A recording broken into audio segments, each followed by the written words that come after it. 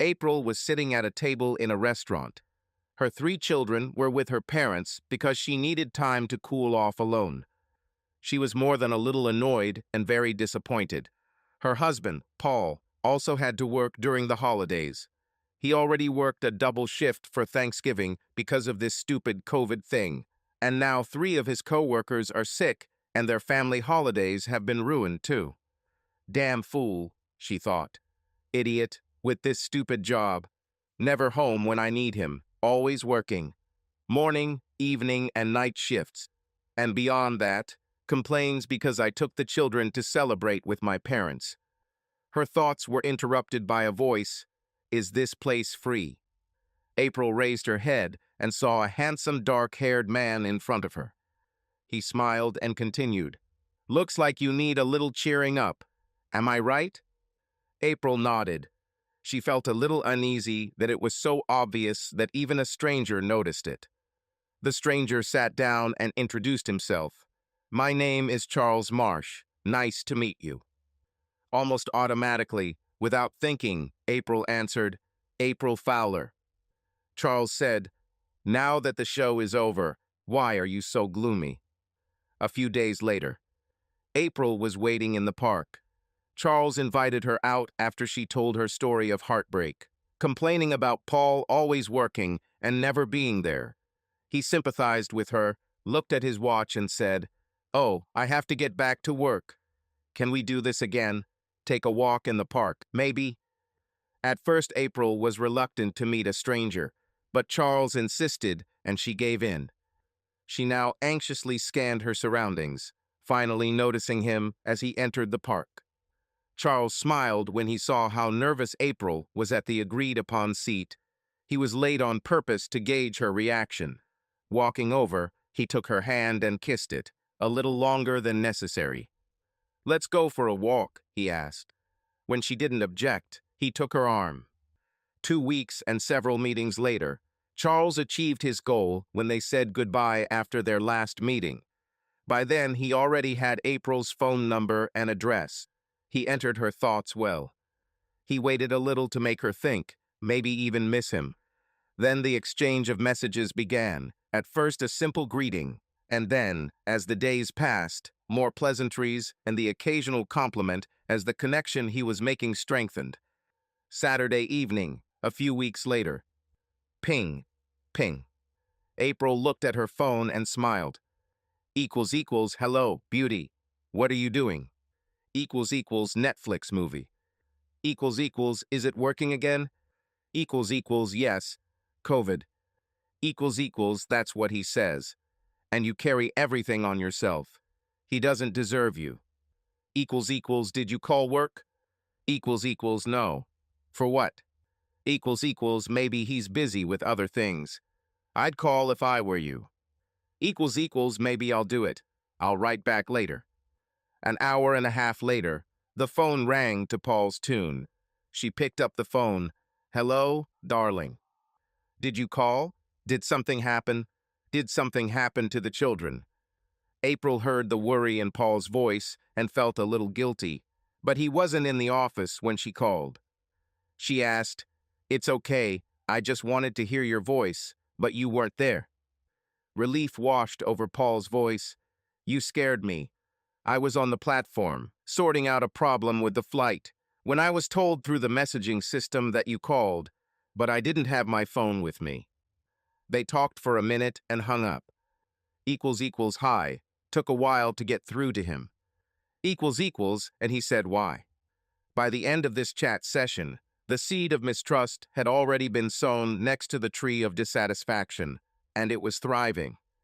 In about 3 months, a relieved Cornelius Paulus Fowler, Paul in short, carefully maneuvered his RAV4 through heavy airport traffic. In 5 minutes, he could take the airport service road, which took him to the freeway and home.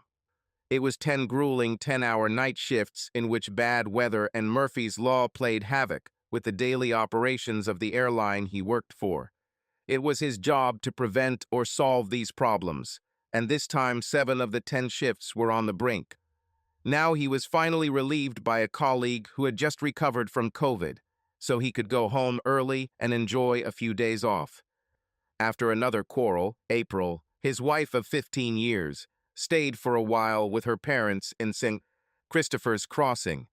She angrily argued that he was already a mostly absent father when he worked night shifts, so she might like to spend time with her parents. Her father was a retired teacher, so homeschooling was not an issue. He was almost dead on his feet when he opened the front door. Paul hasn't been sleeping well the last few weeks, mostly due to stress. April was constantly grumbling about everything: his job, his income, their car, whatever.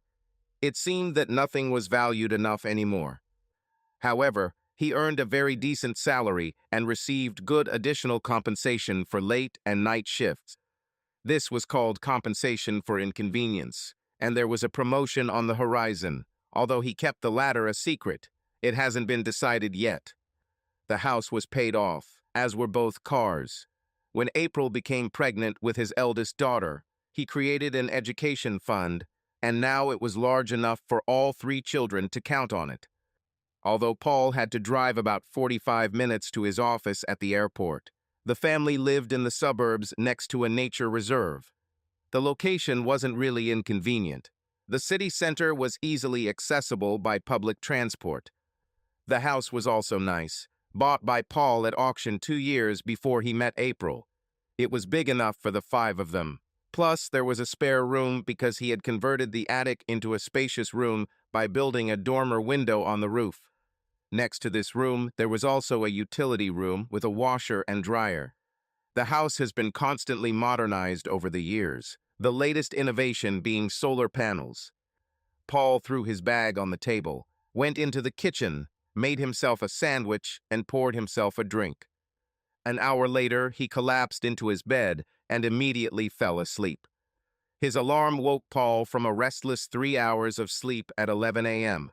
With effort, he climbed out of bed.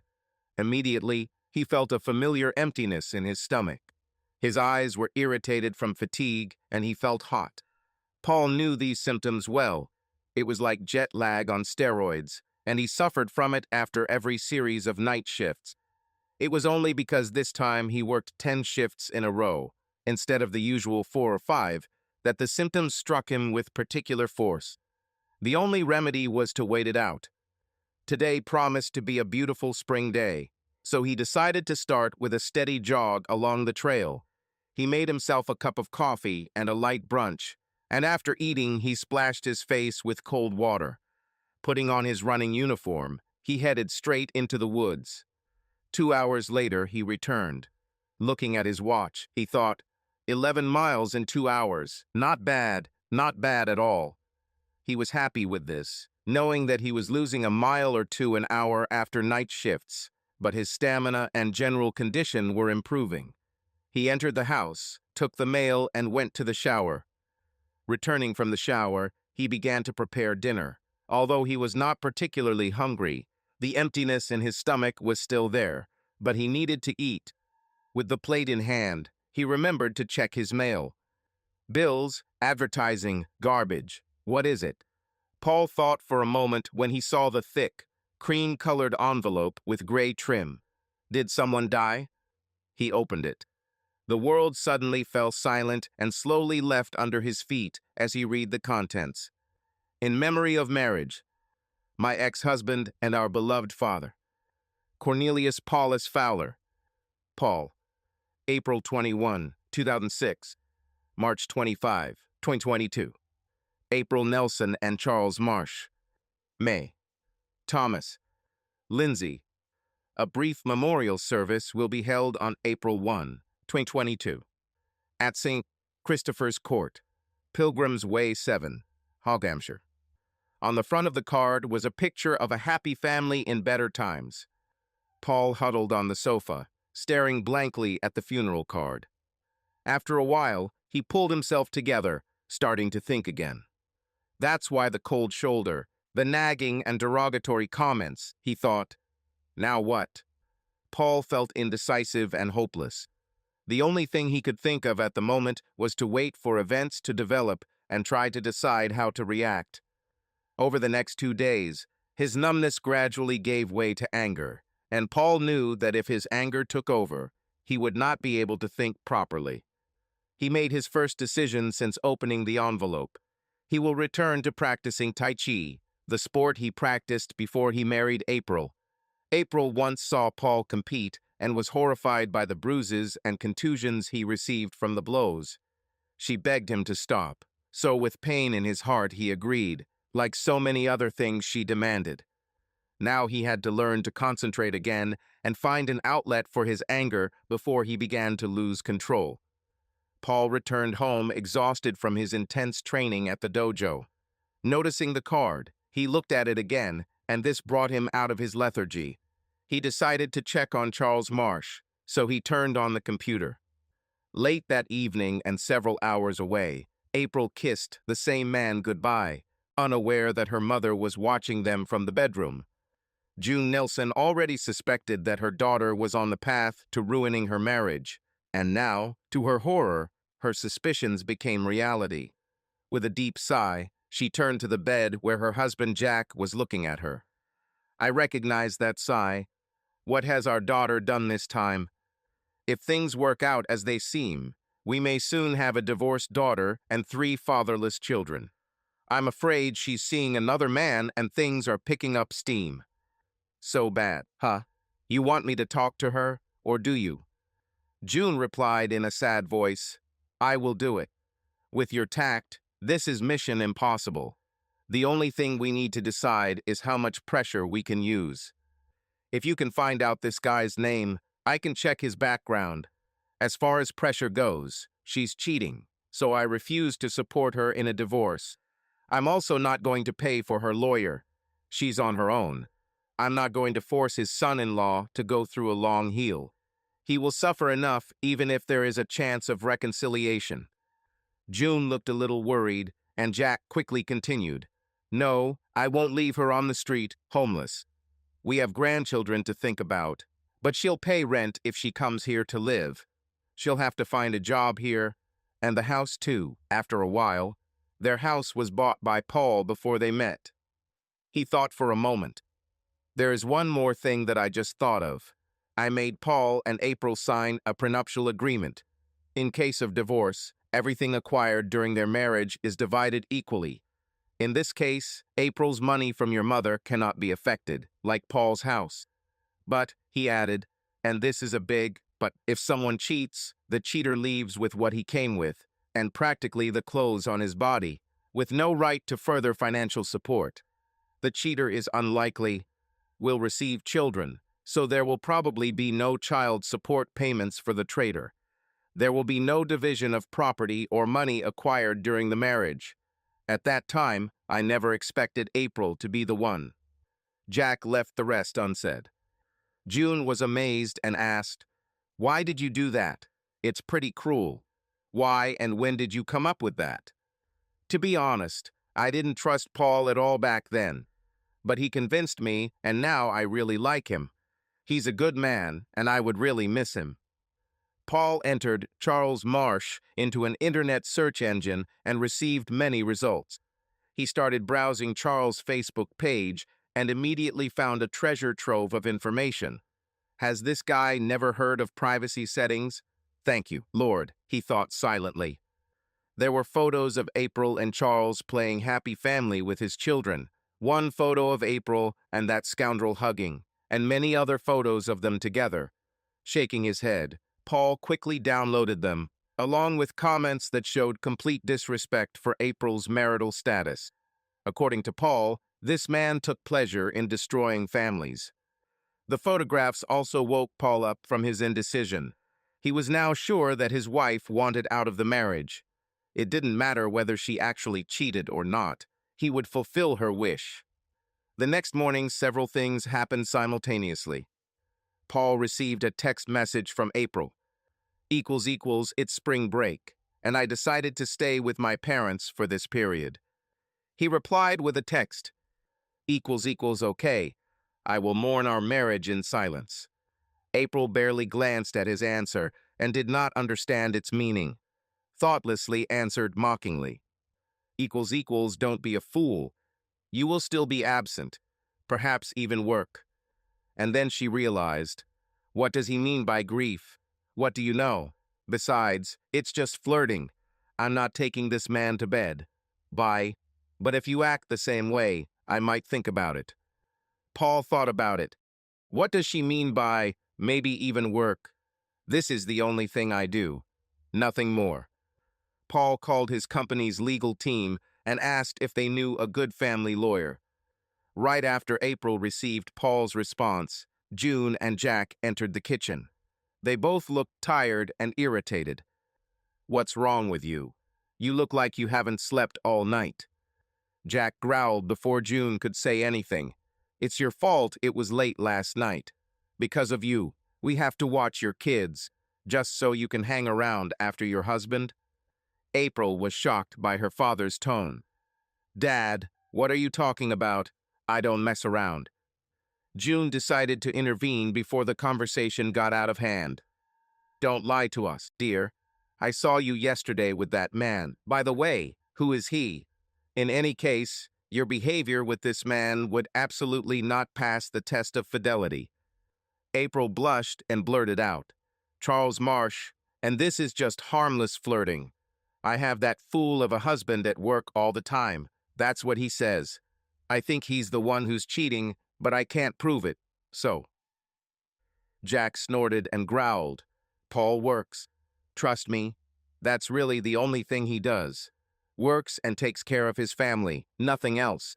That fool, as you call him, is working himself out for you and the kids, and you think that can you flirt because of this?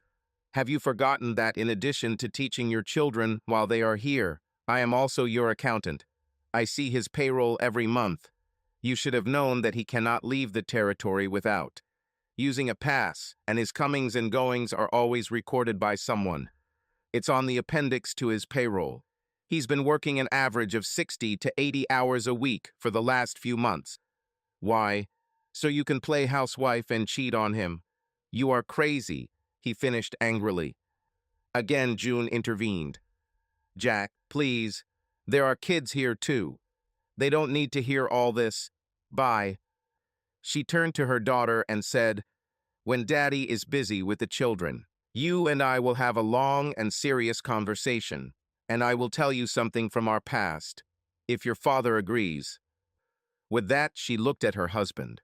Her husband looked back at her, and April noticed that in that short moment, an entire discussion had taken place and a decision had been made. She wondered how they do it. Can they read each other's minds or something? The next morning, Paul sat in the lawyer's office, waiting for his appointment.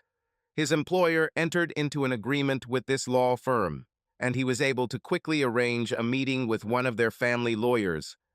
A beautiful woman approached him and introduced herself as Lydia Coleman. I am Mr. Green's legal assistant. Do you mind if we discuss some preliminary matters before Mr. Green joins us? Paul agreed and followed her into the office. There he laid out everything he had as evidence of his wife's infidelity, including the funeral card that started it all. Lydia excused herself after Paul finished and left the room. Paul's presentation was too close to Lydia's own sins years ago. She still felt enormous remorse and regret for what she had done to her ex-husband.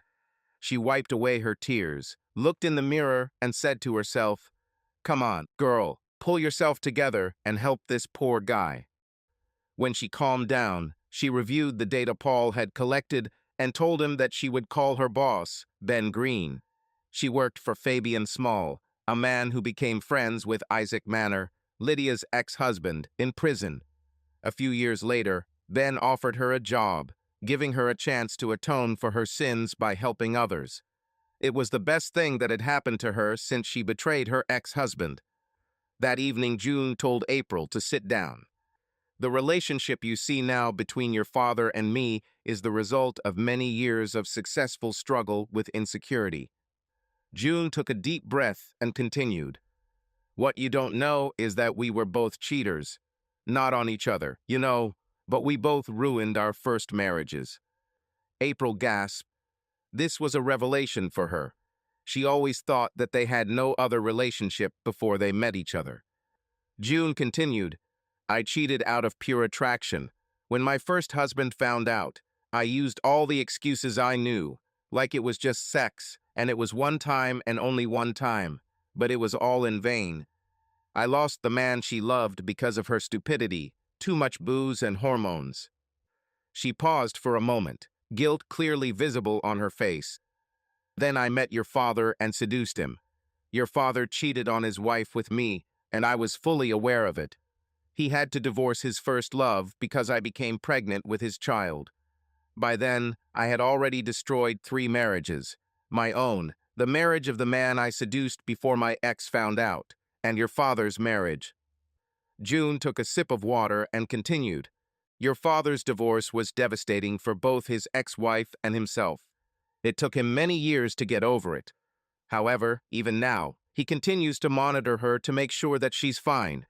But that aside, it also took us many years, probably a decade, to regain the mutual trust in each other that you initially had with your spouse before you started cheating. Is lost forever. There's always some doubt that gnaws at you.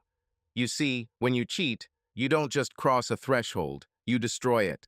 It took me almost 20 years to get over it the second time around. I stopped worrying when your father went out with friends, and I'm sure he had the same doubts. June looked at April seriously and asked, "Now, please tell me it's not too late and you haven't gone through with this man. And remember that your father is testing him right now." April felt many emotions at once: fear, anger, and shock at her mother's revelations, but, foolishly, also relief. It was easier for her that she was caught by her parents and not her husband. If Paul found out, she didn't even dare to think about it. Finally, she said, "I haven't slept with him. Not yet, I have to admit. We met a few months ago when I was at the store, and we immediately struck up a conversation. I suspect he slowly and skillfully destroyed my defenses and penetrated under my protective barriers. I had already texted Paul that I would be staying here for spring break, expecting us to sleep together during that period. But other than hot kisses and Charles groping my breasts through my clothes, nothing happened." She wisely hushed up the fact that the last time she was only walking was a wrought iron blouse, and the bra was in the bag. It took all her willpower not to give in to lust. It had been so long ago that there was a man inside her. Now it was April's turn to gather her strength and think about what and how to say next.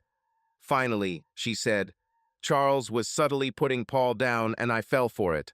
I've been treating Paul like crap for the last few months.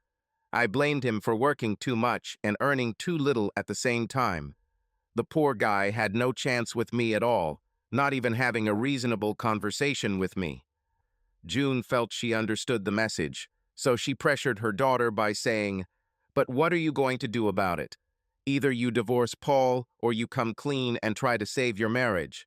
I'm going to tell him or we'll do it, and we'll do it sooner rather than later. This man deserves it, and frankly, mind you, he will get our support, not you." "I know, Mom. Please believe me. You really gave me a reality check." April checked their shared online agenda and said, "I have an idea. I promised the children to go to the zoo tomorrow, so I won't be able to go home tomorrow. However, I just checked his online agenda. Saturday, the day after tomorrow. Paul has the morning shift. If you have children, I can go and surprise him, confess, and I hope I can fix it in bed." The next day, April got up early, getting ready for her trip to the zoo. May, Thomas, and Lindsay were excitedly discussing what to expect and what they wanted to see first. April listened to this with half an ear. She thought hard about what to say to Paul. Even May, at 14, still loved zoos, but on the way to the car, she dropped the bomb. "Mommy, when are we coming home to see Daddy?" "Your father works, so what's the big deal? Not to see him at home or not to see him here?" April responded a little sadly because the question sounded painful.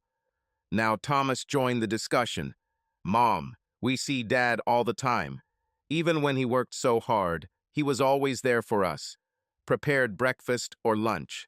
Dinner is always ready, even when he works a late shift. Always there to help us with our homework. He is present at our sporting events. No, May and I are too young for that. May took over, saying, "We can understand Daddy being mad at you, but why are you mad at him?" Now April felt out of place. "Why do you think I'm mad at your father?" she asked. "Come on, Mom," May grinned. "We are young, not stupid, and not blind. We see you being cold towards Dad for I don't know how long, refusing to talk to him. It eats him alive. And for what? Because you think it works too. Or for your friend, that pervert, Mr. Marsh? You know Dad's got a big promotion coming up, right?" April was confused. Obviously, she missed a lot in her refusal to communicate with her husband. Of course not. How could you? You don't talk to Dad. You just gave orders and ignored everything else, May bit her. April got scared and screamed in panic. "Can we have a good day at the zoo? Or should I turn back?" May whispered to her brother in a low voice. See, she did the same thing to Daddy every time he wanted to talk to her. Eventually, he just gave up. Thomas just nodded to his sister, and April, now extremely upset, drove, white-knuckled on the steering wheel, to the zoo. The only one who was happily oblivious to this was 6-year-old Lindsay. In the end, the day at the zoo was a resounding success with the kids, but not with April. Charles texted her, and the messages gradually became more demanding, and he wanted her to call him. Finally, she had enough of the harassment and wrote him a sharp reply saying that she was entertaining her children, and when the time came, she may or may not respond to his messages. After that, the phone finally went silent. Returning home, Jack pulled a sleeping Lindsay out of the car. Lindsay got out of the car, and all 4 of them entered the house. June was cooking something light for dinner. Nothing serious, just a light snack with lots of vitamins to compensate for the fast food eaten during the day. April sat down, taking the pressure off her legs, thinking about Paul and when she last heard from him. She realized it was after her sharp response to his last message. "Okay? I will mourn our marriage in silence." At that moment, she was interrupted by the doorbell. "I will open it," she said and sighed, getting up from her chair. In front of her stood a young man in uniform, with a video camera on his body and a thick envelope in his hands. "I need to talk to Mrs. April Fowler," he said in a surprisingly deep voice. "It's me," she replied. "How can I help?" "Yes, I need to hand this to you, but before I can do that, I need some form of identification." "Just a minute." April returned and took her driver's license out of her purse. "Here you are." The young man examined the license, pointed a video camera at them, handed her an envelope, and said, "You have been handed it, madam. Have a good evening." He walked away muttering, "Well done." April was stunned. Delivered? With what? She thought naively. She opened the seal on the plain envelope. First, a letter fell out of it.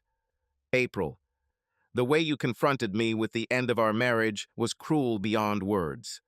I should have realized earlier that something was wrong when you stayed with your parents more and more often, not wanting to talk, and began to humiliate me. You have already decided not to invest in our relationship. If you had the decency to talk to me and tell me you want to get rid of me, I would agree and the divorce would be amicable. But not now. I demand paternity tests for our children and call for full enforcement of the prenuptial agreement your father forced us to sign. Against my principles, I created a Facebook account and found ample evidence of your infidelity, well documented by your lover. Thank him for this from me, okay? Now practical. You can't come into my house anymore. I changed the locks. You can come and pick up your things after one of your parents makes an appointment with me. I don't want to see or hear you yet. Your April Fool's joke about our marriage being buried was too humiliating and cruel beyond comprehension. If the children are truly mine, I hope we can come to a mutually satisfactory agreement. Paul. April screamed as she finished reading the letter. At that moment, Jack walked in, deep in thought, muttering, "Charles Marsh." It was easy. He left a trail of broken marriages. If you check his Facebook page, He's even proud of it, and you're a prominent figure in the latest entries. Looks like he made his hobby of ruining marriages, and he is very successful at it. I'm afraid he was trying to convince you that Paul's income is meager. I found out what he does and found out that his company hires him for barely half of his salary. What Paul brings home without even paying for the inconvenience. This man is a fraud. Jack came out of his thoughts when he heard April scream. He noticed an envelope, some photos taken from a Facebook page he had just visited, and other documents. It was all scattered on the floor next to his very, very sad daughter. June ran into the room and saw the documents. No, no, no. It's not what it seems. Please, God, don't let this happen, she begged when she saw the divorce and division of property lawsuit. Jack pulled the letter out of April's hands and read it with June. June turned to April angrily. What did you do to him? What did you do to make Paul refuse all contact and demand a paternity test? Thus cornered by her mother and having never seen her so furious, April screamed in panic. I didn't do anything. I didn't tell Paul anything that I wanted a divorce. I don't want a divorce. I admit I was stupid, but I wanted to go home tomorrow and talk to him. I wanted to admit what I did and ask for his forgiveness. April collapsed into a chair and looked ahead, seeing nothing. Suddenly, she came to her senses. No matter what he wrote, I'll talk to him tomorrow. I know I acted like a witch and was unreasonable and derogatory, but I never joked or told him I wanted a divorce. Jack, June, and April discussed how best to approach Paul. They agreed that if April went alone, she wouldn't stand a chance. The next day. Why are Saturday morning shifts always so hard? Paul thought. Of course he knew the answer, but it surprised him every time on Saturday. He put on his raincoat. Some time ago he was talking to a colleague, and the woman said she needed 40 minutes. By bike instead of 50 or 60 by car. Paul liked the idea of getting out of the car and getting more physical activity, so he decided to see if there was a viable route for cycling to work. Returning home after night shifts was dangerous. He almost fell asleep while driving. On the freeway twice. On the internet, he found himself a used, but in excellent condition, Randonneur bicycle. Since he bought it, he has ridden his bike to work every day and has felt much better. Putting on his raincoat, he reflected on his nearly consummated marriage and how his divorce papers had been received in the Nelson household. He shrugged, wiped away a tear, and began pedaling through the cold and rain. Almost home, he took the path that ran along the back of the house, so he never noticed the lone figure sitting on his porch. Inside, he took off his raincoat, placed his shoes under the central heating radiator, and made himself comfortable in his tracksuit. Just when he was about to check the mailbox, he noticed someone sitting on the doorstep. He opened the door, and the man turned to him. With her teeth grinding against the cold, June said, "Paul, can I come in? I need to go to the bathroom, and I'm so cold." Paul immediately jumped up to help her up and walked her, while she leaned heavily on him, into the bathroom. He then went upstairs to draw a hot bath, and after she relieved herself, he carried her upstairs. "Can you handle it, or do you need help getting into the bath?" "I'll try and call if I need help," June answered. "Do it. I'll find you something warm to wear. Where's your phone? You can't go home tonight, so you'll use the guest room. I don't want Jack to worry, so call him and tell him. I'll be downstairs preparing dinner." Feeling relieved to plunge into the warm, but not too hot water, June began to feel better. She was distantly reminded of Paul's concern as he almost dragged her, wet and trembling, inside. She remembered how he carried her up the stairs because she could hardly walk. She dozed off for a bit until she realized with horror that she had a mission to complete. Between getting out of the bath and drying herself off with the towel Paul had left for her next to the bathroom door, she thought, damn what April was thinking, pushing away this caring and loving man. How can I convince him that she made a mistake, stepped over the line? but never fully crossed it. And what is this April Fool's joke about burying their marriage? That's the first question I'll ask. In the bedroom, she found panties, a merino wool shirt, a sweater and sweatpants that Paul had left behind. She was amazed at his foresight. The panties would fit, but the rest, she was sure, were Paula's. While April always dressed smartly and was very self-conscious, so that her clothes were always chosen for appearance and comfort was left far behind. Paul didn't care what he looked like at home as long as it was comfortable. June hung her bra up to dry and got dressed. Despite the warm bath, she felt a little out of place, so she thought about how to approach the topic of Paul's divorce suit and what he wrote about the April Fool's joke. As ready as she was, she pulled herself together and went to look for Paul. He was waiting for her in the living room. On the table was a laptop, several printouts of very incriminating screenshots, and a beige envelope. He asked, "Why didn't you wait in the car? Why did you allow yourself to get wet and cold?" June modestly replied, "Because I was afraid that you would slam the door on me before I could say a word. So you should have at least listened to me while we were inside. I assume you didn't come to pick up April's things. You want to see if you can make peace between us, don't you?" June was surprised by Paul's insight, bowed her head, and confirmed, "I thought so. I have a problem with this now. April was angry at me for completely disappearing for long periods of time, and she was right. If she had talked to me and been a little more patient, she would still be married right now. The difference is that she would be married to the head of the department where I work. No more night shifts, no more evening shifts, and once a month a weekend shift from 10 to 6. And the salary I'm starting with is more than my current salary, including inconvenience pay. But every attempt to talk to her was shot down before it even began." June felt as if the ground was slowly moving away from under her feet, but after a moment she regained her balance. The consequences of his words were clear. She had a job to do. Inwardly, she admired her son-in-law, knowing that he could be as straight as a bulldozer, but with her, she tried a different approach. "You're not angry, you're seething. This is not the Paul I know. Those photos, yes, I saw the examples that you sent with the lawsuit, made you angry, but what made you decide to divorce?" Paul, without a word, handed her the envelope that she had already noticed when she entered the room. She took it, but was interrupted by a coughing fit. Paul looked at her, his concern showing on his face as he remarked, "You're not okay, are you? How long did you sit in front of the house?" June coughed. "I don't know, but I really feel bad right now. I think I have a fever, but first I'll watch this." She read the card and felt Paul's pain as if she had experienced it herself. She whispered, "Oh, Paul, I'm so sorry. We didn't raise her that way. This goes beyond disrespect. When I get back, I'll slap her."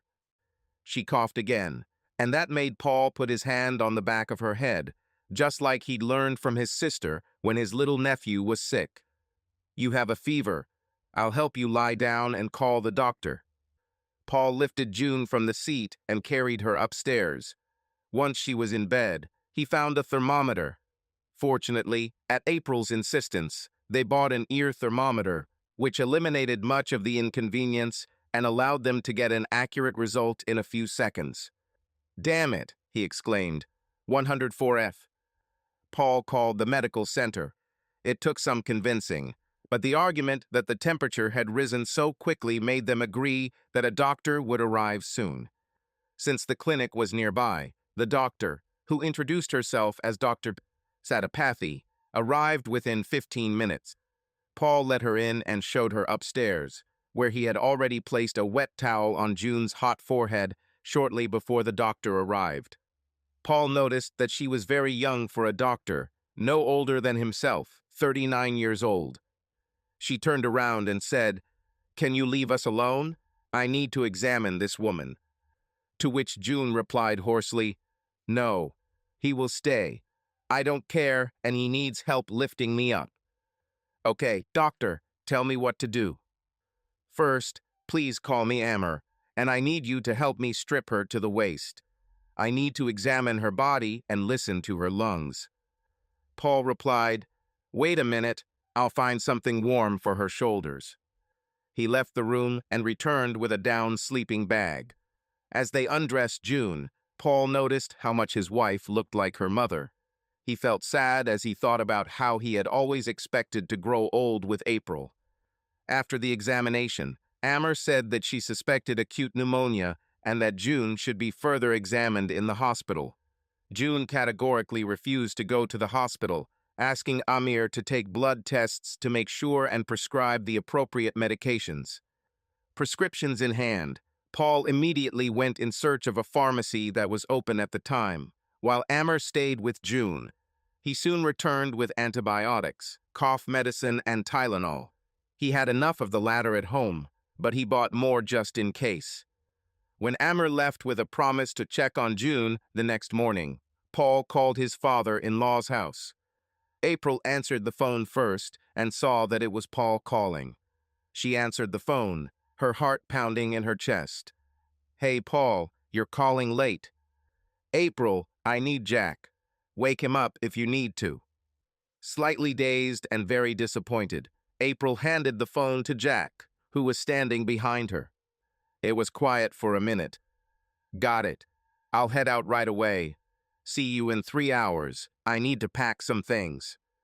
Jack turned around and said to April, "Your mother has caught pneumonia. Paul has arranged for a doctor and has already bought medicine. Now he needs me to bring her some clothes. And tomorrow morning, when Paul has his last shift of the morning, I have to take care of her." "I'll go with you," April said hastily, without thinking about the children. "But his last morning shift, like this?"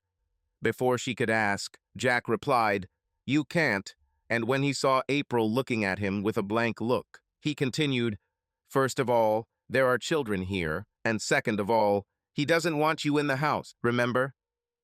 "I understand, children, but this is also my home. He cannot deny me entry." "Maybe. It's his because it was his before your marriage. It's also in the prenuptial agreement, and you're separated from the moment the papers were handed to you." Realizing the seriousness of her situation, April felt tears welling up in her eyes. "I'll help you pack your things." After Jack left, April sat down to assess the situation she found herself in with a husband so angry with her that he filed for divorce. She realized that she had treated him very poorly in recent months and tried to remember how it all started. A little self-reflection led her to the moment of her meeting with Charles. From the moment they met, April, already dissatisfied, began to distance herself from her husband. After the meeting, Charles slyly and carefully pushed her to increase the distance between them even more. She mercilessly analyzed what he did and her role in this dirty business, coming to the conclusion that Paul was right. Although she was glad that she had not yet crossed the last line with Charles, although he had strongly insisted, she also realized that her behavior had already seriously violated the marriage vows. The question remained, how did Paul find out about her budding romance? She didn't know the answer, but she knew what she had to do. At first, she decided to get rid of Charles Marsh, silently deciding before writing him a furious message expressing her new opinion of him. However, she decided to wait to send, hoping that her parents would be able to find out what exactly finally and irrevocably pushed Paul to divorce. Jack arrived at his son-in-law's house and kissed his wife's hot forehead.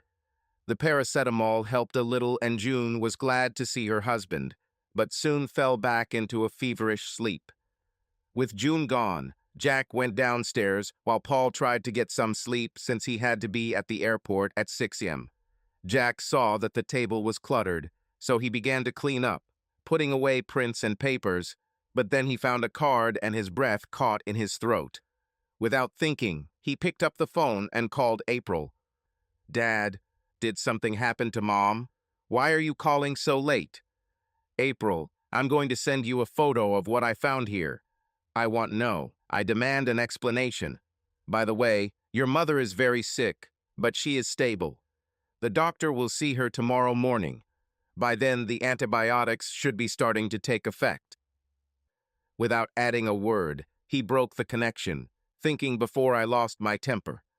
April heard the sound of a message arriving, and, as she opened the file, she felt the remnants of her life disappear from underneath her. She sank heavily back onto the pillows. Now I understand how Paul found out. This scoundrel. My behavior had brought our marriage to the brink, but this card could only have come from Charles. He just blew it up with this card. How can I fix this? I told Charles I would never leave Paul. I just wanted comfort and support. Could I have been any more stupid? Then she panicked. She loved Paul for everything he was, a wonderful father, a good provider, and he loved her to pieces. Over the past months, she somehow forgot about it and destroyed her marriage. It is highly doubtful whether they could have reconciled if Paul had found out about her adventures without Charles sending this card. But the card was like a death sentence, just as the marriage contract was very disastrous. She supposed that her father had never foreseen that his daughter would end up on this side. She has lost everything except her children, and what will she tell them? The older two are old enough to explain things to them, but Lindsay will be devastated. This snake deliberately destroyed my marriage, and I fell for the bait. The terrible thing is that it was possible. He could lure me, but what he did to Paul, he will get what he deserves. That's for sure. She called Jack. Dad, please believe that I have nothing to do with this card. I would never agree to something like that. She listened to what her father told her, and she was not happy about it. Her father was right, of course. She should have seen through Marcia's manipulations. After a long conversation on the phone with his father, they finally disconnected. Later that week, smiling, Charles said when he finally spoke to April on the phone, "Glad you called. How are you?" April wasn't playing when she answered, "Unfortunately, not very well. My parents found out about us and definitely don't approve. Now my mom is sick. Pneumonia. This infection is hard to fight with antibiotics. She's partially resistant to them." Charles didn't care that her parents found out, but as usual, he had his own plans. He wanted to know more about April's mom to try to put a wedge between her daughter and her parents. He asked smoothly, "Pneumonia? Where the hell did it get it?" "Wet and cold, waiting for someone to come home. But that's not why I called. I need to see you. When can you?" Charles's heart began to beat. "Of course. Is Wednesday okay? Shall I pick you up?" "And upset my parents again?" "No, meet me at Maggie's Grill. At noon? For lunch." Charles was convinced that everything was going according to his plan. "Another week, and she will be on my back with her legs spread," he thought enthusiastically. The next day, June's fever subsided, and she quickly began to return to life. She immediately began a campaign to prevent divorce. She knew she had a lot of influence over Paul, but was hesitant to use it. This time, however, she wanted to take it to the extreme that Paul would allow. Paul laughed loudly at her first attempt. "June, please, don't get me wrong. I really love you and I understand what you're trying to do. But don't you think this is something between April and me?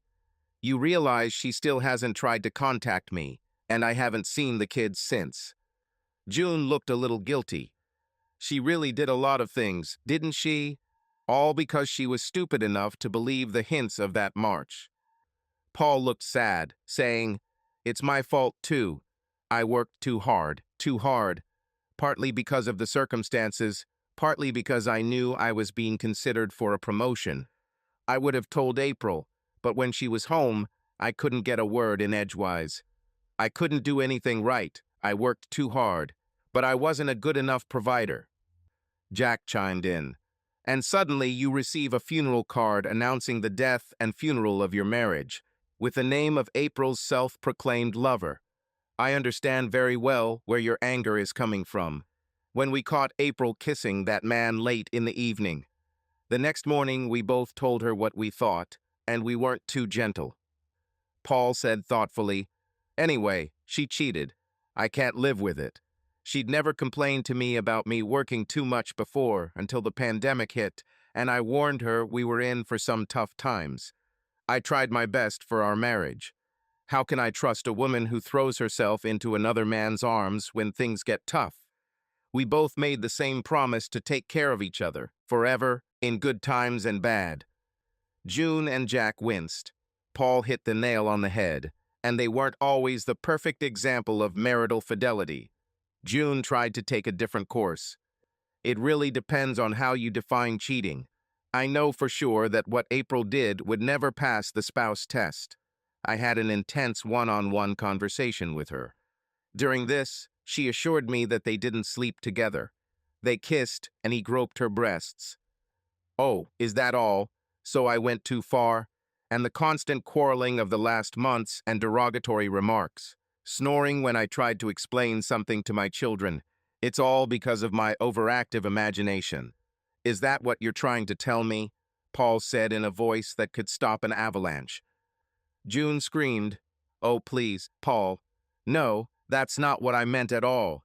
And you're absolutely right. She treated you horribly. I was just trying to say they didn't have sex." Jack intervened, trying to prevent the situation with Paul from completely escalating. "Paul, we're not going to blackmail you with think about the kids and all that stuff.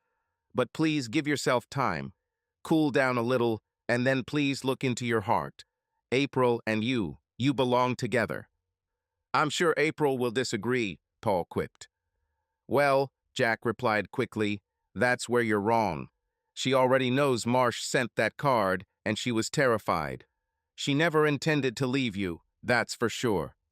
So, I'm good enough to provide a good life, but for the fun and adventure, she was looking for another partner." June flared up. "Now you are unreasonably angry." Paul was also starting to get impatient. He tried to calm down, breathing deeply. Jack and June looked at each other. Both noticed his effort, and June began to fear that she would go too far. "I'm not unreasonably angry. I'm in a crazy situation. I haven't been able to do anything right for the last few months. Suddenly, I'm faced with the fact that she's seeing another man, and it looks like I'll be replaced in the near future and lose my kids in the process. God knows April has been telling the kids about her dissatisfaction with me. She's already started poisoning them against me. So don't tell me that I'm the one who's in the worst situation. I'm the one who gets the hits. And if I start doubting the good intentions of my almost ex-wife now that she's caught, am I being unreasonable? Let's find out, okay?" Jack suddenly said after an uncomfortable silence and desperately trying to find a way out of this situation. "Let's find out what?" "What April told the kids." Paul looked at his father-in-law skeptically, but June noticed and intervened. "Jack, put her on speakerphone. I can tell when she's avoiding the truth. Tell her she's on speakerphone. Paul is listening. And if she tells a lie, her marriage is over. Only the absolute truth will pass." April answered the phone immediately. "Hey, Dad, how's Mom doing?" June herself answered, "I'm better. The fever has gone down, but I'm still weak. By the way, Paul is listening too. We have a few questions for you." On the other end of the line, April's hope flared. She immediately responded, "Hey, Paul, I love you. I was so stupid, and I'm so sorry for what I did to you." Paul didn't say anything, but June noticed a single tear in the corner of his eye. God bless. He is angry as hell, but he still loves this stupid daughter of mine. There is hope. Jack asked, "What did you tell the kids about the upcoming divorce?" They heard April choke and said in a concerned voice, "When we were driving to the zoo, May asked when we were going home again because they were missing Paul. I asked them what the difference was, since he was never home anyway. Thomas talked some sense into me, and they both took your side, Paul. Do you know how hard it is when two teenagers almost gang up on you? Anyway, I lost control and threatened to go home.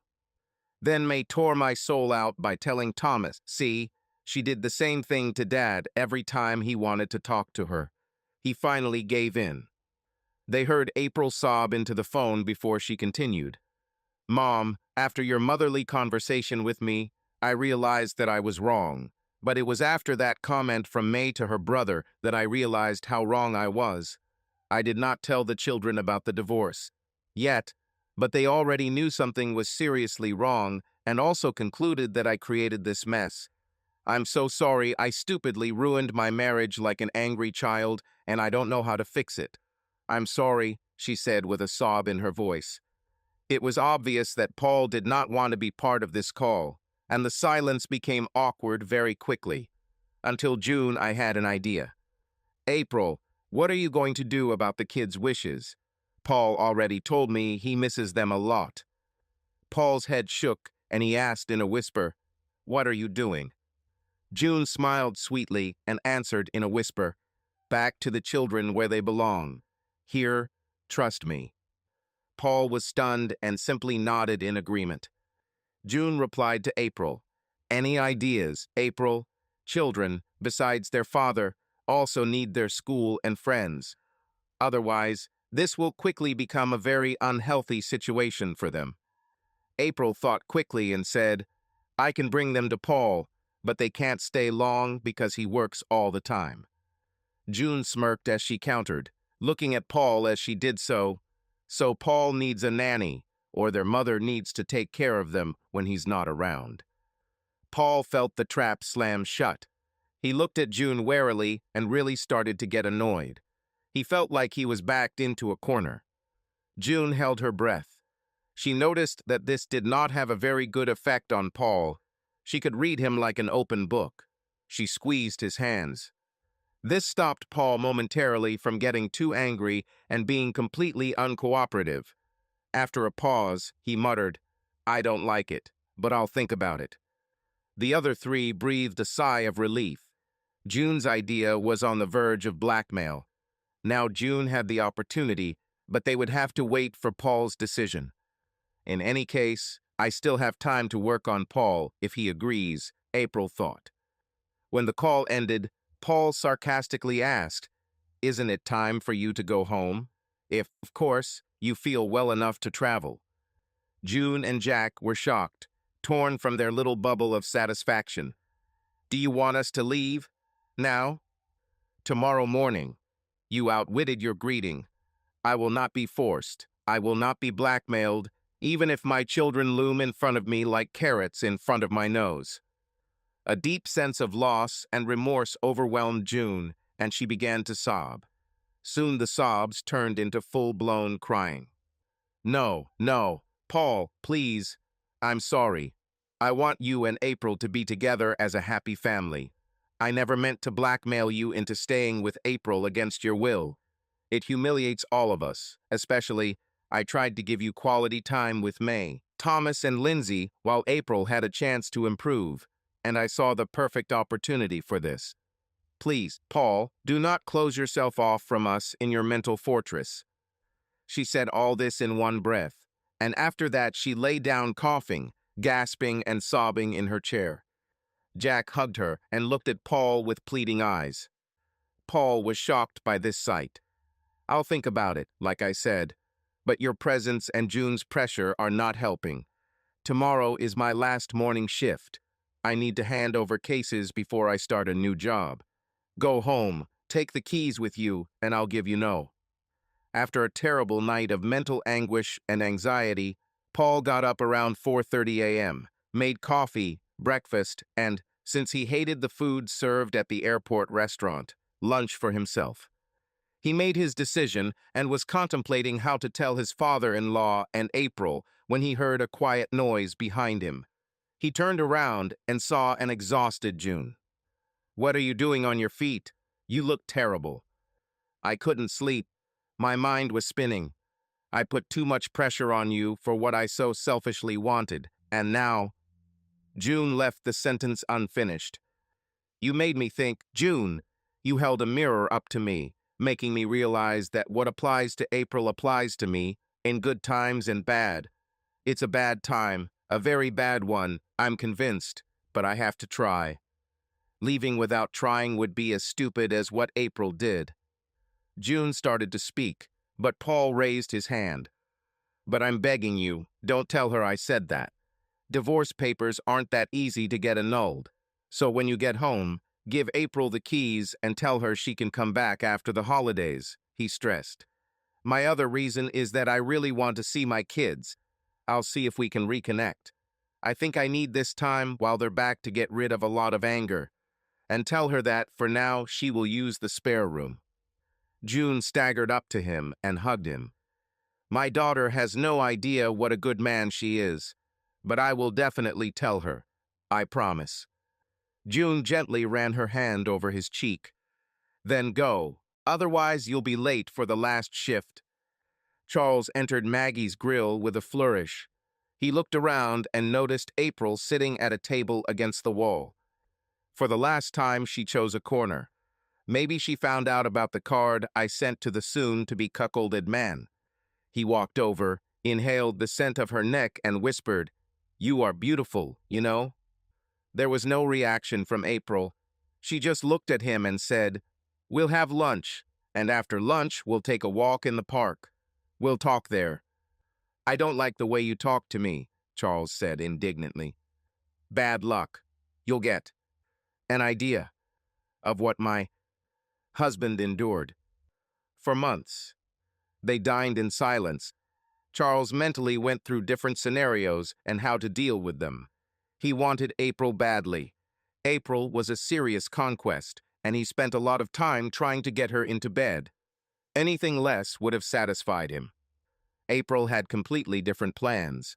When June and Jack returned home, they had a long and very serious conversation in which June, Jack, and April bared their souls.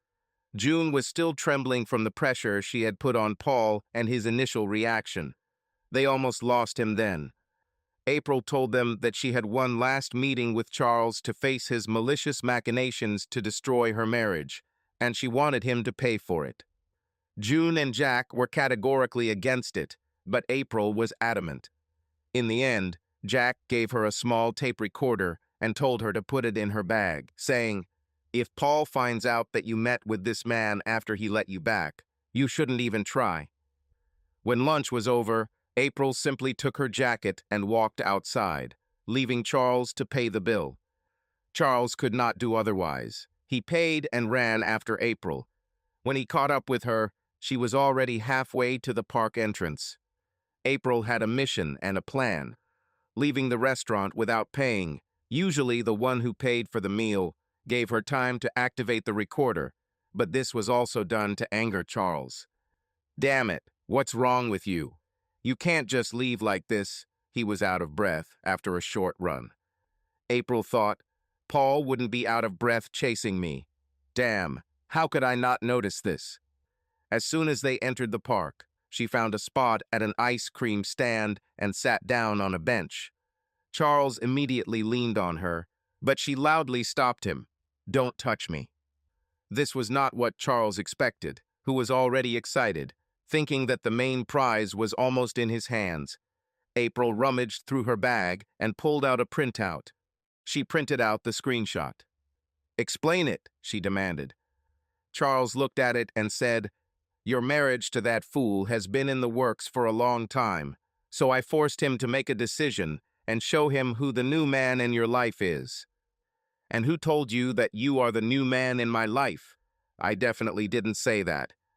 He was clearly a skilled manipulator. Now to the point, April thought. "No, I needed comfort, not a broken marriage.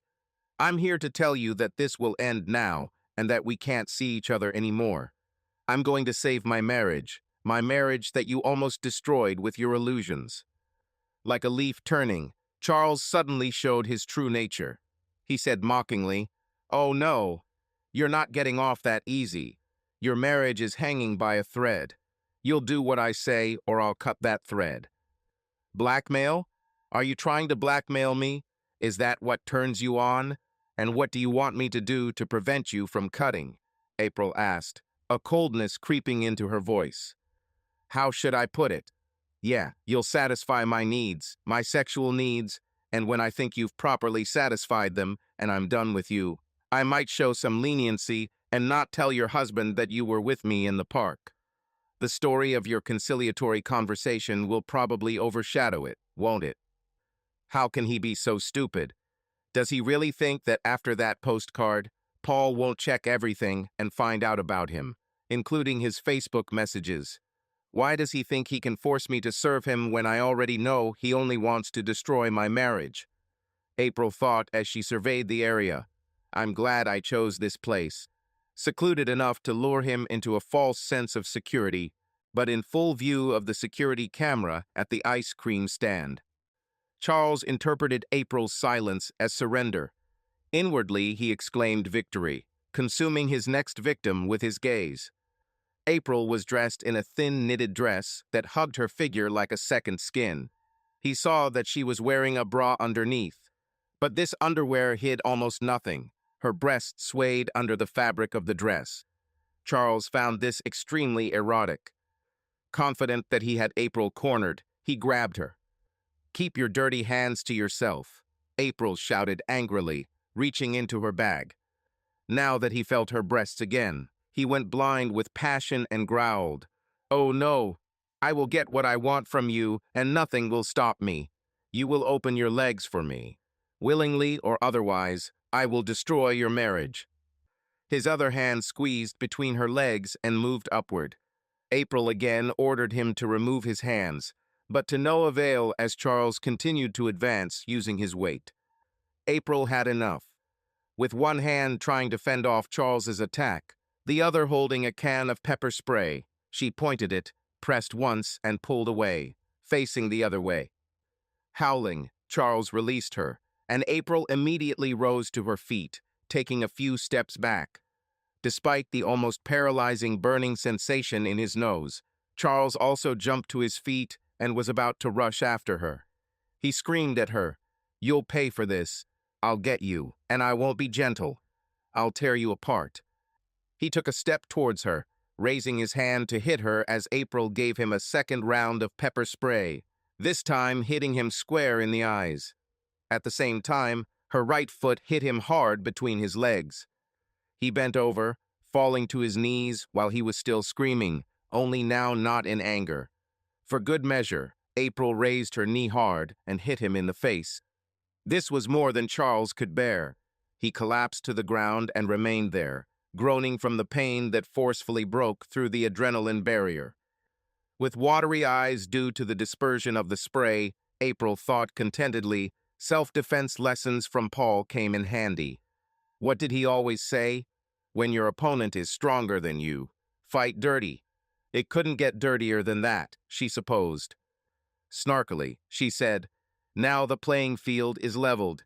You better stop bothering me, because you won't like the consequences," and walked towards the ice cream stand.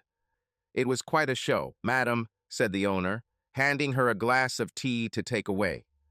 April nodded, appreciating the compliment. "Can I have a copy of this security camera footage, just in case this guy wants to set me up in some other way? The recording is saved on a flash drive. If you promise to reimburse me for the cost of the drive, you can take it. Deal. I have a spare one for now." April handed the $20 bill to the woman. "It's enough?" she asked. The ice cream saleswoman returned one bill. "Tea is at my expense. For the performance, thank you." April smiled and handed the bill back. "No, thank you. You may have saved my marriage." Shaking from the adrenaline rush and subsequent crash, she headed out of the park and walked home with the flash drive in her pocket. On Thursday afternoon, Paul was riding his bike home. Weekend, he sang to himself. One great long weekend, and many more to come. His new job started well. Colleagues were very happy to have him as a manager, saying they finally had someone who knew what they were doing after he had an introductory conversation with everyone. Paul told them honestly that his loyalty now lay with the department, not just the people who worked in it, and so sometimes he would have to tell them things they wouldn't like. He offered training to some of his former colleagues to improve their careers. He told two of them that they should work better, and offered one a language course. The woman was from mainland Europe, but did not speak English well enough to reach her potential. Her knowledge and skills were above average, but her lack of knowledge of the language hindered her. Now he was heading towards his first free weekend, and he was going to see his children for the first time in a long time. April would be back too, but he thought he should just accept it and give her the opportunity to take steps to save their marriage. After all, he had tried long and hard to save him, while she was the one lighting the fuse of destruction. As soon as he arrived home, he changed into his casual workout clothes and started preparing dinner. While he was cooking, he also started cleaning the house before the doorbell rang. He opened the door and was faced with the sight of two police officers. "Good afternoon. My name is Officer Johnston. Are you Cornelius Paul Fowler?" It had been a long time since Paul had heard his full name, and hearing it from a police officer didn't bode well. "Yes, it's me. Did something happen? To my children or my wife?" Paul asked worriedly. "To our knowledge, no. We are here to arrest you on a charge of felony assault on Charles Marsh," the officer responded. "What?" was Paul's only answer to this accusation. "We need you to come to the police station for questioning." "I need to save dinner. Do you have a minute?" "Of course, sir. You have 5 minutes before the officer behind you comes to get you." Returning to the kitchen, Paul called Jack in desperation. "Jack, I'm being arrested for assaulting that bastard Marsh. Please help." "What? Where are they taking you?" "I don't know. They said to the police station." "Okay, don't worry. I'll figure something out." When Jack turned around, he saw April in front of him, who said, "Dad, it was Paul, wasn't it? What happened?" Jack answered carefully. "He was arrested for assault. They say he abused that Marsh." April turned pale. "No, it was me. First he tried to blackmail me, and when that didn't work quickly, he tried to have sex with her. I used some of the tricks Paul taught me. The damn thing is trying to blame Paul for this." Jack was stunned. "Can you prove it?"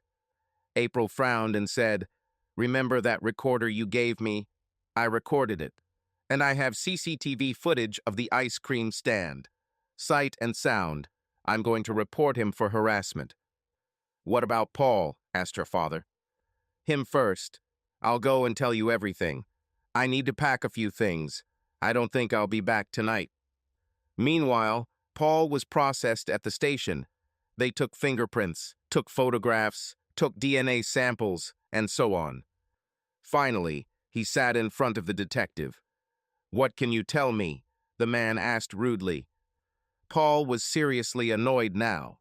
He was treated like a piece of meat, only to be told that he was under arrest for attacking Marsh. It occurred to him that making him angry and thus throwing him off balance was a tactical move, so he gritted his teeth and asked, "Can I quote parts of the Bible to you?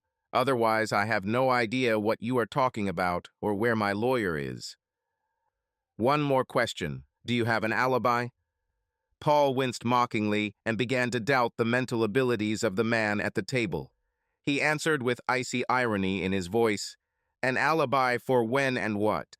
You are conducting an interrogation without the presence of a lawyer. Isn't this a violation of the rights of your victims?" "Everything has its time. Now explain to me why you beat my friend Charles Marsh," asked the detective, not realizing that he had made a serious mistake by revealing the victim's name and, worse, by calling him a friend. "It's all clear to me now. You're a member of the Marriage Buster Club, and your buddy has met a little justice for it. If you find whoever did this, tell him. I'd like to congratulate him or her. Now where's my lawyer? Do I need to file a complaint? Are we going to play hardball? Do you know who you're dealing with?" The detective responded sharply, trying to intimidate Paul into submission. "You're absolutely right, and I know exactly who I'm dealing with. I just can't say it out loud because it would be an insult to a police officer, wouldn't it?" Angry, the man stood up and called another officer, telling the woman to lock Paul up. As Paul was taken out of the cell, he noticed that the clock was about 4 hours late. The next thing he noticed was that Lydia Coleman and Ben Green were arguing heatedly with the sheriff, and a very agitated April was sitting on a bench against the wall. The sheriff looked at Paul annoyed and said to Ben, Here he is. Are we done? Absolutely not. First, the record of his arrest must be erased from your system as it will interfere with future review of his security clearance. Second, this woman here has information and will be filing charges against Charles Marsh, who is falsely accused by my client. I will also advise my clients to file complaints against your officer and you as his superior. The sheriff's face turned red, but he knew of the lawyer's reputation. His predecessor ended up in prison thanks to this man and his friends. He knew a complaint would be filed, but he could limit the damage by erasing the file. He forced them to witness the removal. It was late at night when April drove Paul home. Before he left, April said, "I wanted to say something before I go home. I understand that you don't really like me right now. I was stupid and I did a lot of stupid things, but I didn't send that card and I didn't sleep with him. And I absolutely don't want a divorce." April remained silent as Paul considered her words.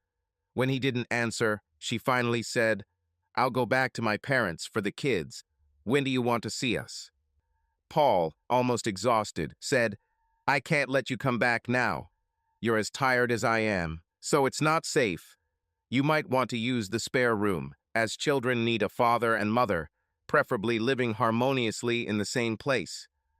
Home. Tomorrow we will go pick up the children together.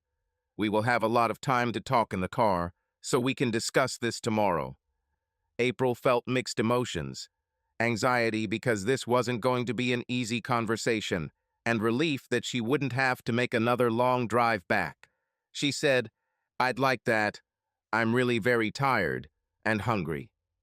Paul, also hungry because his dinner preparations had been interrupted by the police, replied, "I can cook something quickly, I think."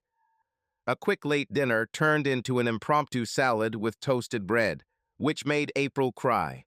How could I let this happen? Why didn't I talk to him? When did I stop doing this? I hurt my husband so much with a misunderstanding and subsequent behavior that he wanted to divorce me. And even now he receives me at his home. Suddenly April was struck by a shocking thought. Crap, he's divorcing me. How the hell can I get him to change his mind about this? Paul interrupted her thoughts by saying, "Go to bed, I'll clean up. See you tomorrow." April asked with a quiver in her voice, "I know I have no right to ask, but can I have a nighttime kiss?" Paul looked surprised. "April, why are you doing this? For months, you went to bed without a word when I was home. You ignored me or gave me the cold shoulder when I asked what was wrong. I sent you divorce papers. Kissing you isn't on my bucket list right now, you know." April opened her mouth to say she was sorry and still loved him, but Paul raised his hand and she closed it again. "No, April, we'll talk tomorrow. In the car. Right now I'm too excited, too emotional, and too tired to have a decent conversation. This will end in screaming. Tomorrow, after a good night's rest, breakfast, and a run, I'll be able to talk to you without exploding. I'll have a stiff drink now. You can join if you want, and we can talk about the kids if you like." Finally, she appreciated the depth of Paul's anger towards her. She looked at her hand with the wedding ring. Her eyes became moist. In a quiet voice, she said, "Are you going to drink Dutch gin? If so, I'll take it too." Over the next hour, April told him about the kids, including how they told her off on the way to the zoo. She didn't hold anything back and finished, "If young teenagers are noticing my behavior towards you, it must be bad." It was bad. I'm exhausted and going to bed. April walked into the empty kitchen and automatically poured herself a cup of coffee when she realized that the coffee was ready as usual and her breakfast, oatmeal with soy milk, was in the microwave, ready to be heated. It was so ordinary that she almost choked. Half an hour later, she was reading the newspaper when Paul returned from his morning run. Without another word, he took off his sweaty running jersey, threw it into the laundry basket, and walked through the kitchen into the hallway. April looked at him carefully. The first thing she noticed were the bruises on his torso. She had an idea why they were there. A second glance showed that his musculature had also changed since the last time she had seen him naked. Paul has always been thin. He needed to be like a runner, but now his muscles stood out like ropes, not large, but noticeably prominent. However, as he began to take off his running leggings, she suddenly felt a familiar tingling sensation in her lower abdomen. Damn, I haven't seen him, just his skin, for months. My God, he's so pumped up. Out loud, she said, I see you are practicing Tai Chi again. Paul looked at her and then at his body, as if noticing the bruises for the first time, and replied, It was a mistake to leave that. You look good, Paul. You've changed. It shows, she said. Paul looked wary and replied, You have no idea how much I've changed, April.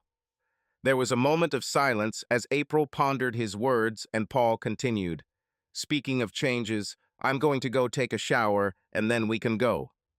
April nodded absently, still thinking about Paul's words and what she should say to him in the car.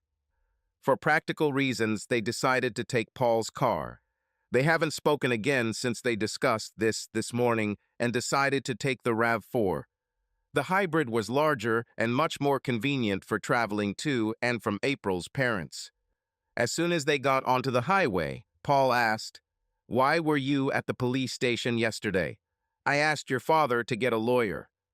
Because I'm the one who hit Charles below the belt, pepper sprayed him and broke his nose. It wasn't until at the police station that your lawyer beat me to it with testimony from heavy air cargo transports that you were at work at the time he claimed you were his. Beat up. April smiled, remembering the groans of the broken marriage destroyer. Her thoughts were interrupted by Paul's next question. Were you going to take full responsibility for his accusations? This load, as you called it, wouldn't be as bad as you think. He tried to have sex with me, and I defended myself. By the way, I may have provoked him a little, but it doesn't show on the evidence, which I have. So what now? What are you going to do about it? April's response was immediate. I'll file a criminal complaint. Your lawyer has already agreed to represent me. That and everything my dad has collected for this scumbag is going to give him a very, very hard time. Paul smiled grimly. Nothing better could have happened to this guy.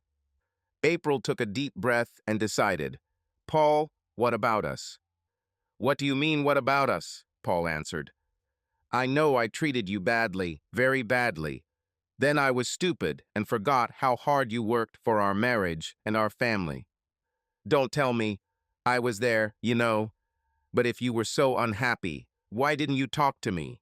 Am I an indifferent monster? I'm still wondering where I went wrong.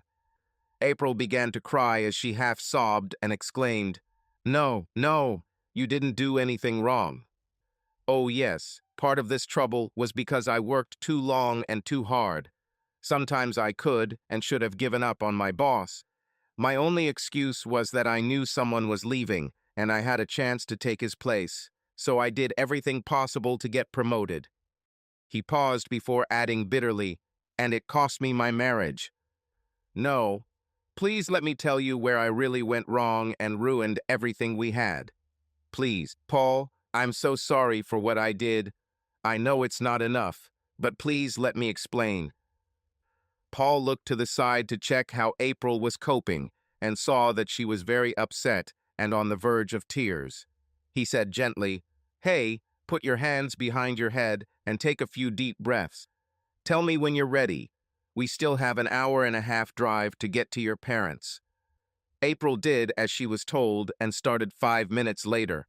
It was a little stuttering at first, but soon the words came pouring out. I was already annoyed that you worked so much, especially on the evening shifts. I was always left alone with the kids for dinner. That's where the problem started. You did all the grocery shopping, cooking, cleaning before leaving for work. I said this, quite proudly, to one friend, but she told me everything, and it came back to me. April the fool, doing all the housework, it sounded like a radio commercial. They didn't see me coming home and taking care of the kids alone when you worked the evening shift, an empty bed when you worked the night shift. Then the pandemic hit, and suddenly it seemed like you had to work every day, for hours, including double duty. Thanksgiving shift. Paul started to say something, but April stopped him with a hand gesture. She continued, "When you told me you had to work on holidays too, it was almost too much. I went to my parents, left the children there, and went shopping. I had a coffee somewhere. Charles saw me and asked why I looked so dejected. We started talking, and over the next weeks, he gradually broke down my defenses and slowly made me doubt you. He convinced me that you were cheating on me. Remember how I called you when you were on the platform and managing the emergency under a cargo plane?" Paul nodded and said, "And it took me a long time to call you back. I should have known better. Dad told me in great detail that you couldn't leave the airport without checking in, and it was always reflected in your salary." Paul was silent, and after a while April began again. "That's when Charles grabbed me. I swear I didn't sleep with him, although it was close. If Mom hadn't caught me kissing." She left the sentence unfinished. Paul's hands turned white on the steering wheel. April put her hand on the sleeve of his sweater. "Paul, I swear, I will do anything to get back the man I left behind when I lost myself. I've done things that can only pass a Clinton-style marital fidelity test, and I'm sorry. I'm really your spoiled, stupid wife, but I want to remain your wife without the spoiled and stupid part. I'm already looking for a consultant to work on the stupid and spoiled part." This information was new to Paul, and he asked, "Who suggested this to you? Your parents?" "No, actually May and Thomas. They straight up said I was crazy for treating you this way and told me to get my head checked. I decided they were right." "Okay, April, now the $64 million question. What do you want?" asked Paul. "Do I really need to answer this question?" "Yes, you should. I'm not going to assume anything. You treated me disgustingly. You practically cheated on me, and if you hadn't been caught and stopped, you would have ended up in bed with that man. So tell me, April, what do you want and what do you expect from me?" April looked at Paul. She had never seen him so straight. Paul always took a diplomatic approach. She took a moment to find the best way to articulate her desires. "I want to be your wife. Forever. I want to be part of a happy family that includes you. I desperately want back the man I left behind when I lost myself," she finally answered.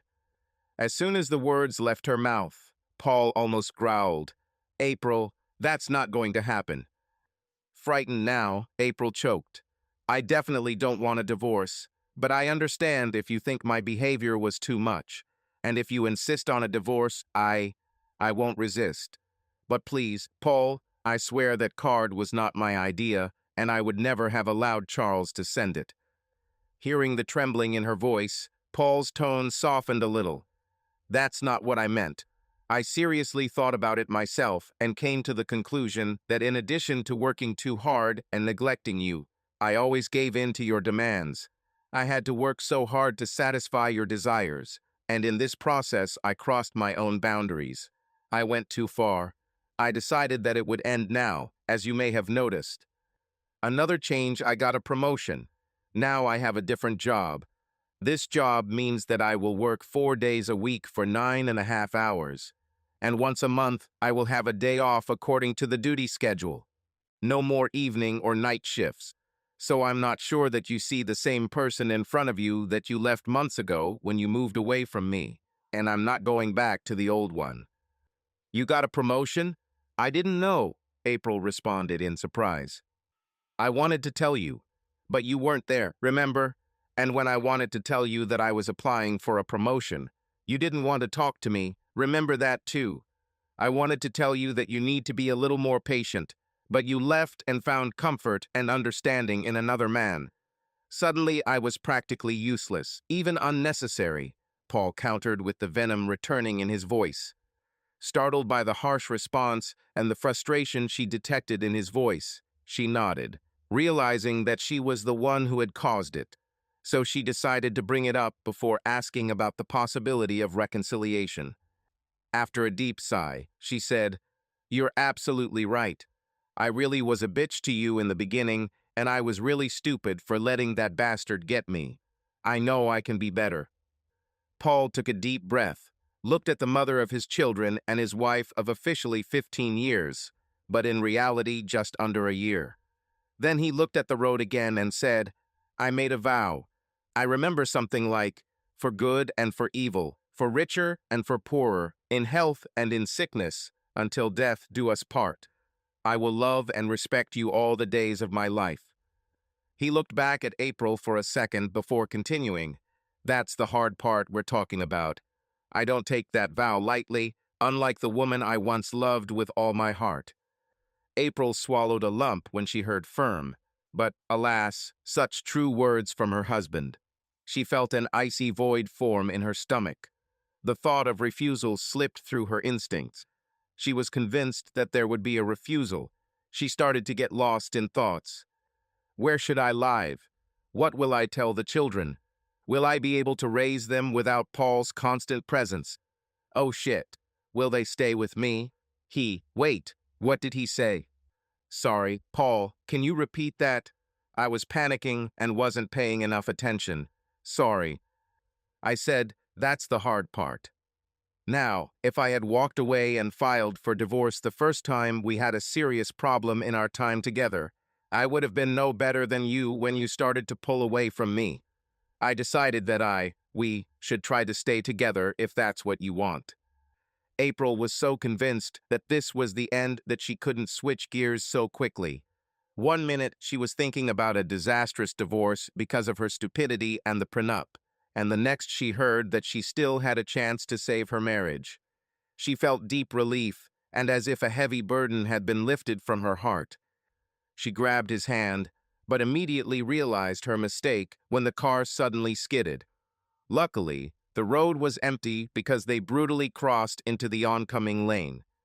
Carefully, Paul shouted as he tried to get the car back on the track. April laughed nervously. Just like in our marriage, I need my husband to get me back on track. You won't regret this. Paul, I swear. Don't make any assumptions. I'm not getting into this without some kind of agreement on how we're going to do it, and you might not like it. I think it would be best to discuss this in front of your parents. My parents. Why? Because they're already involved. Your mom put too much pressure on me to give you another chance. Then I already kicked them out for manipulating me during that phone call when I promised to think about you and the kids came back. She cornered me and I was furious with her for it. April thought about Paul's words. That's why they came home so suddenly. I understand now. I'm sorry. The rest of the journey was silent, but music was playing from the radio. Paul parked the RAV4 in front of his in-laws' house. Before he could even get out of the car, the door swung open and May ran out to meet him, shouting, Dad, Thomas, Lindsay, Daddy's here, and she threw herself into his arms. Thomas ran out after her and flew into the arms of the others. Lindsay soon followed. When they finally finished hugging, they went inside, where Thomas fired off his verbal torpedo. Does this mean you won't divorce Mom? The four adults were dumbfounded and exclaimed in unison, What? May snorted, Yes, of course. As if we are fools. Mom and Dad don't talk to each other for months because Mom ignores or makes fun of Dad. And then suddenly we live here and Mom is seeing another man who we have to call Uncle Charles. There was silence in the room until April said, Yes, I was very stupid. Your father and I have a lot to talk about, and I hope to convince him that this was the first and last time. I learned a very important lesson, and you taught me part of it. She walked over and hugged her children, asking, Please forgive me and help me. Late that afternoon, while Lindsay was playing at the neighbor's house and the older two were upstairs, the two couples sat down at the table. It's time to talk, Paul said, not without some weariness. Can I start? Asked April. The table is yours. Continue. Dear Paul, I know I could say sorry 1,000,000 times, but that wouldn't be enough, so I'll say it once and not waste your time. I'm sorry. Paul, And the only thing I can add is that I will try my best to earn your trust again. I really want to get back the person I was before I started messing things up. Paul looked at April.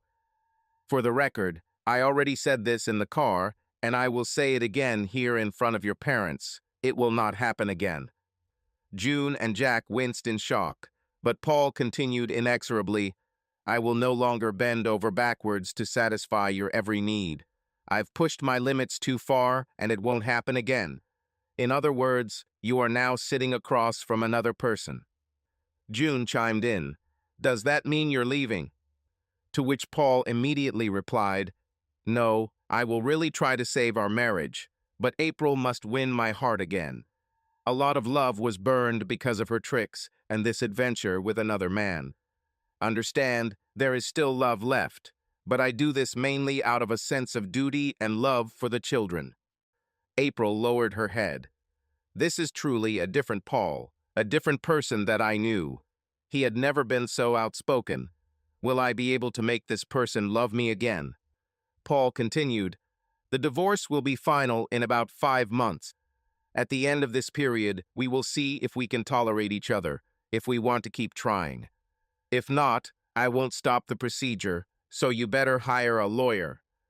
April's parents looked amazed, and April herself was pale, looking at her husband, who continued to move inexorably forward. Now about the logistics. I'm still working on schedule. 4 days a week from 6 a.m. to 4 p.m. with an hour-and-a-half break. Once a month, I have a weekend shift, also from 6 to 4. Basically, I don't work overtime, so I'll always be home at 5:30, Paul continued. He sighed because now he had come to the hardest part. For now, you will sleep in the guest room until we decide that we will become a couple again. If we do. Also, from now on, I will continue to do what I started when you disappeared. When she looked at him with a questioning look, he added, Things like Tai Chi. I'm going to teach this to kids too, so they can defend themselves. April felt some relief beyond the mention of them sleeping in separate rooms and nodded, encouraging Paul to continue. April, I promise that I will make serious efforts to reconcile, but I must warn you, if I feel that you are moving away again, I will ask questions and we will have a good talk about it. If you try to turn your back on me again, we're done and you'll get a one-way ticket to your parents. April looked thoughtful before answering. Dear Paul, yes, you are very dear to me, although I understand that it is difficult for you to believe it. After my parents and May and Thomas almost tore my head off, I realized that I had lost my sense of reality. So I promise from the bottom of my heart that I will work on our marriage as hard as you do. Maybe even harder, because I have a lot of things to fix that I've messed up. And, Paul, I thank you for giving me the opportunity to show that from now on, I will be the loving wife I promised to be in our marriage vows. Paul looked April in the eyes and saw that she was truly repentant. She met his gaze with wet, reddened eyes from tears. Okay, he said. Let's start rebuilding our future. Please call the kids and load the car. We are coming home. April went upstairs and Paul turned to June. June, don't ever back me into a corner or interfere with me again. Give April some advice, but leave me alone. Yesterday, I almost said some things that I'm sure I would regret if I said them out loud. Yes, Paul, June replied humbly. I'll try, and Jack will help me. He also said something to me in the car after you kicked us out. A few hours later, Paul was busy unloading trucks at the house. The children ran around the house, cheerfully and joyfully, rejoicing at returning home. Late that evening, as both adults sat tired, each on their own side of the sofa, Paul asked, Is there anything you would like to do, us, together with the children? April's head snapped in his direction, as if the brains in her skull had almost moved a quarter of an inch. Do you not work? Today was your day off, wasn't it? You better get used to it. I now work 4 days a week from 6 a.m. to 4 p.m., plus 1 weekend a month. This means that I will be at home much more often. Think about it. In the meantime, I'm going to bed. He headed upstairs when April called out to him. She came and stood in front of him and said, "Yes, I like your new schedule. I think I'll really like it. And I would really like to have a picnic by the lake and rent a canoe. Oh, and also, I'd like to make a deal with you." "Okay, what are we talking about?" "So that we never leave. For example, we don't go to bed without saying goodbye, and when someone returns, we say hello. Can we do this?" "I completely agree. Somewhere along the way we lost that, and it's not good." April leaned over and kissed him on the lips, quietly whispering, "Thank you for giving me another chance. I love you. Good night and sleep well." She walked upstairs, leaving a stunned Paul to watch as she swayed her hips seductively as she walked away. A few months later, April was with her parents, and Paul was away with May, Thomas, and Lindsay for the weekend to practice Tai Chi. He insisted that they should learn to defend themselves, and they liked it, especially Lindsay, who took to it like a duck to water. The past few months have been difficult for Paul and April. Counseling revealed many frustrations festering in both of them. Working shifts were a way of life for Paul, but in April they took a heavy toll, leaving her feeling like a sailor. She was alone with the kids and lonely, but now Paul was home more and had a regular schedule, so it was hard for her to get used to it. April sat with her mother in front of the ice cream parlor and caught up on the latest events. She told June about Charles Marsh's trial, in which he was found guilty and sentenced to 6 years in prison and a $10,000 fine. He was also given a restraining order banning him from any contact with the Fowler family. "That's good, honey. So, how are things between you and Paul?" June asked her daughter. "I don't know," April replied. "Mostly everything is pretty calm. Paul behaves almost the same way as I was used to before." "Almost?" June asked, raising her eyebrows. April looked at her clenched fists. "Why is it so difficult to talk about this, even with my mother?" This did not go unnoticed by June, who gently encouraged, "I am your mother, dear. You need someone to talk to, so it might as well be me. Tell me what's missing." April sighed, not wanting to admit it, but needing it at the same time. "Intimacy, Mom, that's what's missing. No hugs, no kisses, nothing. We have a completely platonic marriage. I do not know what to do." "What do you mean? Doesn't he take the initiative or let you touch him at all?" asked June. "No initiative. I can hug him, but it feels like I'm hugging a rubber doll. He just doesn't reciprocate." "Are you not getting any reaction?" April remembered and said, "Yes, an involuntary reaction, like last week. I hugged him tightly because he helped me write a resume for a job, and thanks to that, I got the job. I was so happy that I jumped into his arms, and I felt how excited he was when I pressed my pelvis against him. But then he patted me on the shoulder, congratulated me, and left, of course, with the children at home, but a little kissing was quite possible." "Do you have a job?" "How amazing. What kind of work, and when do you start?" "Monday, next week. At school, in the media library as an assistant librarian.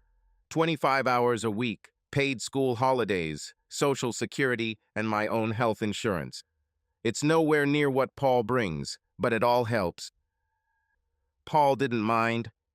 "No, he encouraged it. He said that maybe part of the problem was my self-esteem because I was at home all the time and he was only working. It's not that he ignores me all the time. On the physical side, I have a caring, witty, and supportive husband back. I'm only afraid that if we miss the physical side of our marriage, he'll let the divorce go through and I won't deny him anything. I crave his touch, but Paul shows no initiative." June thought for a moment. "April, I think you're thinking about this the wrong way. You want Paul to claim you as his wife again sexually, right?" April looked down at her hands again and whispered, "Yes, that's what I was hoping for." "What if Paul thinks you're the one who pushed him away, and now it's up to you to take the initiative to get him to do his manly duties again?" "You think so?" "Oh yeah, if I were you, I would obviously rip his pants off." "How am I going to do this?" June grinned. We're going to do some shopping first. Secondly, the children will stay here for the weekend. They haven't stayed overnight for a long time. We'll come and pick them up next Friday after school. April's face showed doubt, but June wasn't over yet. When you're alone with him, you lash out. You serve him dinner. Let's say sushi. Paul loves good sushi, and you have to serve it to him with chopsticks in his mouth. When he takes the third one you give him, the next one between your lips. Now April was starting to get excited about the idea. I like it. What should I wear? June grinned like a Cheshire catty have it. Paul no longer has a chance. With any luck, she'll get him back, and I'll keep my precious son-in-law. Do you remember what you were wearing when I caught you near the house? You mean that tight blouse? I can't wear it with Paul anymore. I feel like I've desecrated it. That's why we're going shopping this week. You need clothes and underwear for Thursday, Friday, and the weekend. Thursday. Make sure he sees you before he goes to work. I know it's early, and if you do it suddenly on Thursday, he'll be suspicious. So start on Monday. Be ready for breakfast when he gets out of bed. You can always tell him that you want to come early because you need to do some things around the house before you go to work. So you want to get used to Paul getting up so early, like 4:45, not as entit. Yes, I can do that, she said, smiling. Thursday morning, 4:45 am. Paul was getting used to the idea of him and April having breakfast together, and he was loving it. He walked into the kitchen and his jaw dropped. April stood there, dressed in an incredibly sexy dress. Silky and sticky, it almost looked like her breasts were free in it. But when he looked at them, he noticed that their bounce was somewhat limited. The dress fell just above her knees, revealing silky stockings, but, oddly enough, her feet were in comfortable slippers. You look amazing, he complimented her. On what occasion did you make yourself so beautiful? April beamed at his compliment and smiled happily, replying, You're a reason. This is just a foretaste of what's to come. This weekend the children will be with my parents, and I will come for you. Paul was stunned by this statement. He blushed and felt the blood filling his little head. This is true, he replied, confused but also excited. Yeah, she breathed. I want to go back to bed with the man I love, the man I loved even more after he allowed me to stay at his house after my terrible behavior and stupidity. I want the man I married back, but what I want even more is the man he has become. With these words, April walked up and kissed him on the lips. What's going on here? Am I ambushed? Or what? Questions and doubts swirled in Paul's head. Despite the invitation, Paul somehow couldn't bring himself to invite April back into their marital bed. He felt like a fool, but he was just as mentally paralyzed as he had been after receiving that fateful postcard. Now he needed to take the initiative. He needed to decide whether he definitely wanted to stay married to April or divorce her. Paul received another quick, soft kiss on the lips before he swung his leg over the saddle of his bike. Fuck you. I need to dress more decently before the kids wake up, April said with a seductive smile on her lips. On the bike, Paul had time to think about this development. As he turned onto the bike path that marked the final miles to his work, he realized he needed a little more time. His work schedule required at least one operations manager to be present per day. On weekdays, there were usually two, one for daily work and another for meetings and other things that went along with that function. Luckily for Paul, a colleague showed up at 8, giving him the opportunity he had been considering. After some thought, Paul took some overtime and texted April that he would be home at 10:30 because he needed time to think and run around in the woods for a few hours to clear his head. April became worried after Paul's message. Should she have kept her mouth shut about her plans? She wasn't sure, but Paul didn't like being pressured. That's why she announced her plan in advance. She shrugged, thinking, the genie is out of the bottle, and there's no getting him back. Later that morning, while Paul was in his room changing into his running clothes, April came in to see him off. She wanted to wish him luck and tell him that she loved him. She wanted to say that she still regretted the mess they were in and hoped he had a good run. She looked at her husband. He looked good in his early 40s, gray hair at the temples, broad shoulders, especially since he started practicing Tai Chi again, narrow waist. She sighed, forgetting that Paul wore special underwear for running. He unceremoniously discarded his boxers, preparing to get dressed. Naked, he was a spectacle for the eyes. Like a 20-year-old, she thought. Stone, with a large hole on the sides. There was not an ounce of fat on his body. His muscles flexed with his every movement, more like a gymnast than a weightlifter. It took her a lot of effort not to lunge at him right there and take him into her arms. I can't do this. Bye. If he takes it the wrong way, it will all be over. But I can tell him. April cleared her throat and said, in a slightly hoarse voice, God, you're so good. You are beautiful, inside and out. Paul blushed deeply, which made April laugh like a schoolgirl. After a few seconds, the tension dissipated and both began laughing loudly. Paul had a good run. He decided that April should pursue him and seduce him for her own self-esteem. He concluded that otherwise she would always feel some guilt. Before this happened, he thought about something he had read in a story some time ago. There was a question, are you a better person with or without a wife? He thought about this for an hour while running at full speed along a bike path in the forest. He remembered a few weeks when he was alone, and it was time before April's discontent began, and the answer came to his mind in a bright flash. Now he knew what to do. Friday morning was not much different from Thursday morning. April was in the kitchen preparing breakfast when Paul arrived, but this time she was wearing a silk robe tied loosely around her waist. The dress fell open as April rummaged around in the kitchen, and when she poured the coffee, Paul looked at no one but her, because under the robe April was completely naked. April noticed Paul's gaze, causing her to smile, but another sudden reaction from her body almost overwhelmed her. She said hoarsely, I'll go upstairs and take a cold shower. Otherwise, you will be absent today without permission, and the children will see something they never wanted to witness. She kissed him deeply, running her tongue quickly across his lips, and hurried to the bathroom, leaving a confused and painfully aroused Paul behind. He forced himself to calm down, had breakfast, and went to the airport for work. That day, he returned home early again. When he got off his bike and walked inside, he was greeted by April with tears streaming down her cheeks. She threw herself into his arms and cried, You bought me flowers. You made me so happy. Paul calmly asked, So they've already been delivered? He knew full well that the order had to be delivered in 2 hours, and he planned to be home around 15's. Anyway, I figured you were up to something, so I thought it best to try to get on your side. Mom and Dad were here this morning to pick up the kids' things and do some shopping, and they'll pick the kids up straight from school. That's good because now I'm a mess. But what a beautiful mess you are, Paul replied with a smile. You are a fool, Paul Fowler. But darling, I ordered sushi for today. You're not allowed to do anything tonight, except maybe for the end of the evening. She chuckled. I ordered sushi for dinner.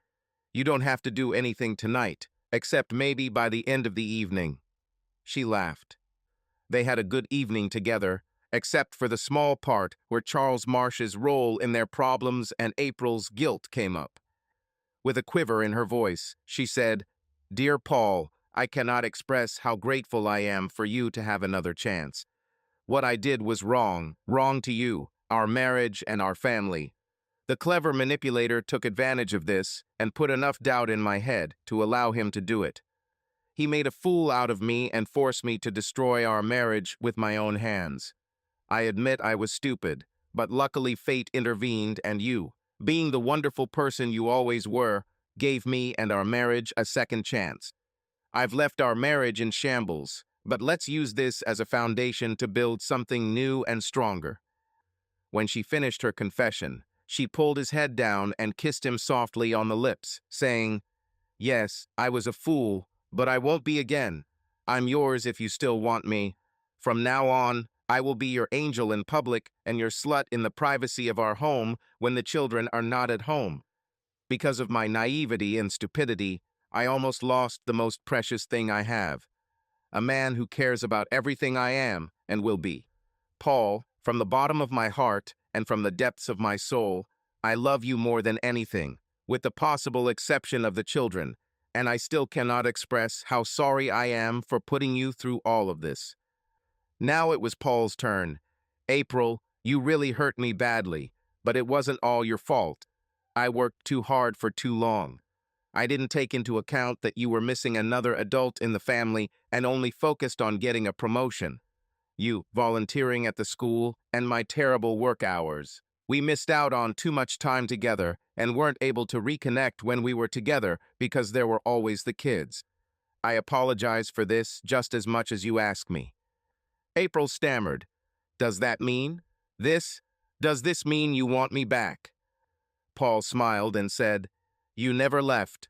I have seriously reflected on myself and come to what I just told you, and more importantly, I am convinced that I am a better person with you than without you. Before ordering the flowers, I called my lawyer to tell him to withdraw the divorce petition. I hope you will accept me again. April showered Paul with kisses, and as they were both gasping for breath on the couch, she asked, Does that answer your question? I'm not completely convinced yet. Can we repeat it to be sure? April now had a devilish smile on her face as she whispered, Not now. I have plans for tonight. But I'd like to have a drink now. I need a drink to get ready. If so, I need more than two. No, I need you to be calm and relaxed. Leave the rest to me. With these words, April disappeared into the kitchen.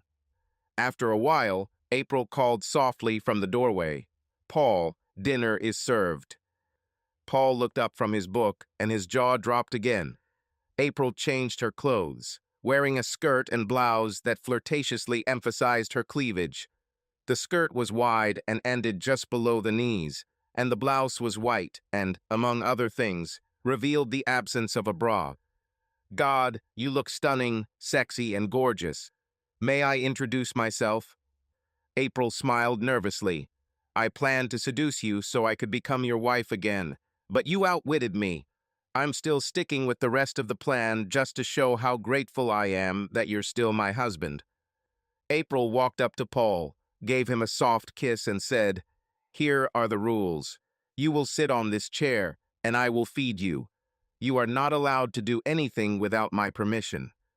She kissed him again, asking, Please agree. Paul sat down in his chair and sighed in agreement. April quickly placed the sushi tray behind him on the table and poured 2 small cups of warm sake. After dinner, they had sex.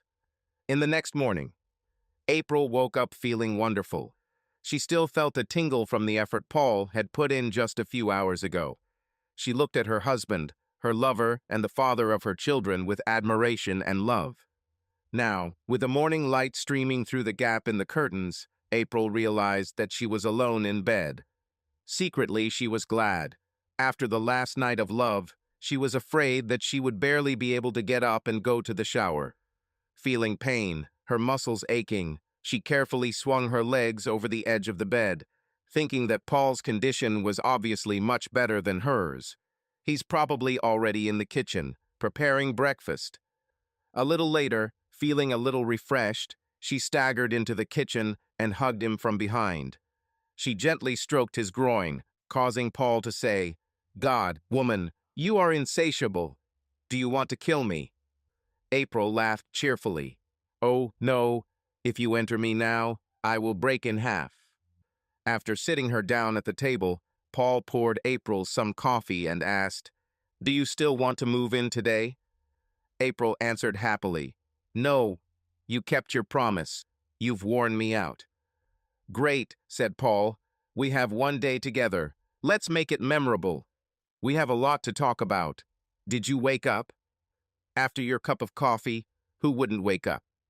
What do you think about seeking help? A consultant to speed up our reconciliation. It's better than yelling at each other at home, or worse, stopping talking altogether. April looked at her husband with love in her eyes. Yes, 3 times yes, dear Paul. That idiot called you a fool when I was a real fool. I also called you a fool, but now I'm glad that you are such a fool that you gave me another chance. That makes you my fool, Fool April, and I will never forget it. In a year. Mom, what are you doing? You've been busy all day, baking a cake, cooking Daddy's favorite food, and you're dressed like you're going to a party, May asked her mother. Not that May was complaining. Her father's favorite food was also her favorite food.